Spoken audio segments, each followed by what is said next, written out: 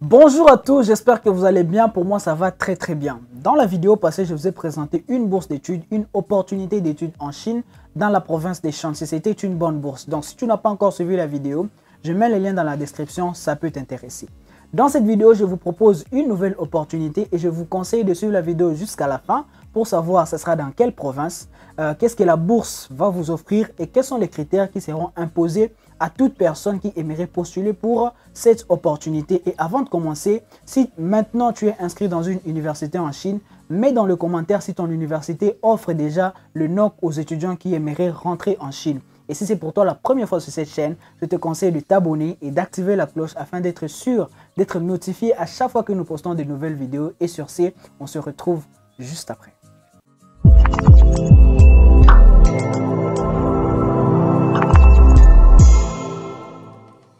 Avant de commencer, si tu as un compte Twitter, n'hésite pas de me suivre sur mon compte Twitter. C'est là que je poste toutes les universités qui offrent le NOC à leurs étudiants pour le retour des étudiants en Chine. Et si j'ai une nouvelle information qui ne nécessite pas directement une vidéo, je mets ça sur mon compte Twitter pour vous informer en temps réel sur ce qui se passe concernant le retour des étudiants en Chine. Donc, si tu as un compte Twitter, n'hésite pas à me suivre. Si tu aimerais étudier en Chine, à Shanghai, ça c'est une opportunité pour toi que tu as à saisir parce que ce que la bourse nous offre aussi, c'est quelque chose d'intéressant.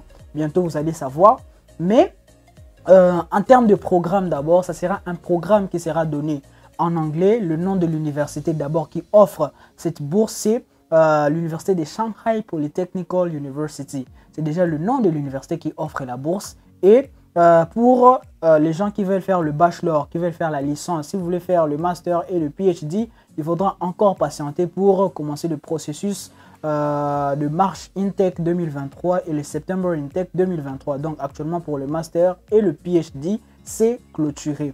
Voilà, c'est seulement pour le bachelor qu'on continue de procéder en fait.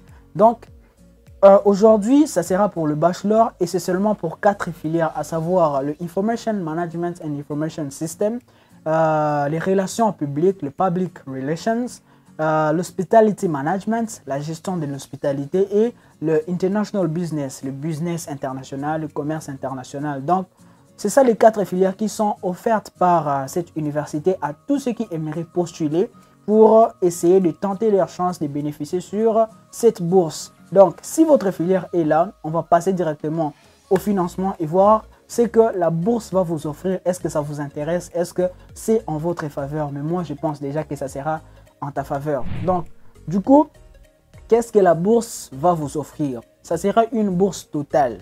Une bourse totale, c'est-à-dire on paye pour toi les frais académiques et on paye pour toi les frais de logement. Mais chaque année, on pourra évaluer tes points, combien tu as fait à la fin de l'année dans les 2 semestres, voir si on peut prolonger ta bourse ou si on va réduire ou annuler ta bourse. Donc, la première année, une bourse totale, mais la deuxième année, on va faire une évaluation, on va faire le review.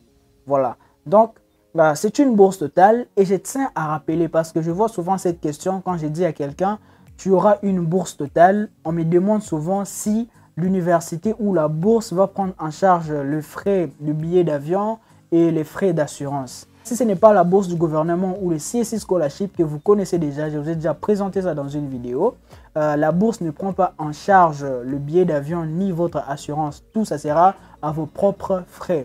Donc, pour le cas ici, aussi c'est la même chose. Vous allez payer vous-même votre billet d'avion et vous allez payer vous-même votre assurance. Et je tiens à rappeler, même la bourse CSC actuellement pour la situation actuelle ne prend pas en charge le billet d'avion. Donc, c'est l'étudiant lui-même qui paye les frais du vol en question. Donc, si il y a déjà ta filière, le financement te plaît, tu aimes Shanghai, on va voir si maintenant est-ce que toi tu es éligible pour cette bourse d'études. Et pour parler des critères, la première chose qu'on va contrôler, qu'on va surveiller, il faut savoir si tu as moins de 25 ans ou pas. Si tu as plus de 25 ans, il faut oublier, ça ne va pas passer. En Chine, pour un programme de bachelor, pour un programme de licence, tu dois avoir moins de 25 ans. Au-delà de ça, ça peut passer à 10%. Donc, si ça passe, c'est que tu as vraiment de la chance. Mais la plupart, ça ne passe pas. Donc, l'âge, la restriction d'âge, avoir moins de 25 ans, avoir tous vos documents, les copies originales et les copies traduites en anglais ou en chinois. Donc ça déjà, il faut en avoir. Et si je dois faire un petit rappel sur les documents parce que c'est très important, vous devez avoir un passeport valide, vous devez avoir vos bulletins de 2 dernières années à l'école secondaire, vous devez avoir le casier judiciaire et vous devez avoir l'aptitude physique, les Physical Examination for Foreigner. Et on va demander aussi le study plan, votre plan d'études. Vous allez écrire pourquoi vous choisissez la Chine, pourquoi vous choisissez votre filière. Tout ça, vous devez expliquer dans une lettre qu'on appelle le plan d'études, le study plan. Donc, quand vous avez déjà tous les documents, il n'y a pas de restriction des nationalités. Toutes les nationalités sont les bienvenues. Vous savez qu'il y a certaines universités qui n'acceptent pas les Nigérians, les Algériens, les Tunisiens. Donc, il y en a de ces cas-là, mais pour le cas de Shanghai Polytechnical University, il n'y a pas de restriction des nationalités. Tout le monde peut postuler. Donc, si ça vous intéresse, mon mail est là. N'hésitez pas de m'envoyer un mail, toujours avec votre filière, pour que ça passe vite. Et je vais vous aider, je vais vous guider et notre agence va vous aider à saisir cette opportunité. Donc, si tu as aimé la vidéo, n'hésite pas de mettre un pouce bleu, de partager avec les amis parce que voilà, ça peut les intéresser. Et je demande aussi à ceux qui sont déjà inscrits dans une université en Chine de mettre dans le commentaire le nom de l'université si l'université offre déjà le NOC. Ça va aider certaines personnes. Donc, j'espère que ça vous a plu. Si c'est le cas, en tout cas, n'hésitez pas de mettre un pouce bleu. Si vous n'êtes pas encore abonné, abonnez-vous à la chaîne et on se retrouve dans la prochaine vidéo. Ciao!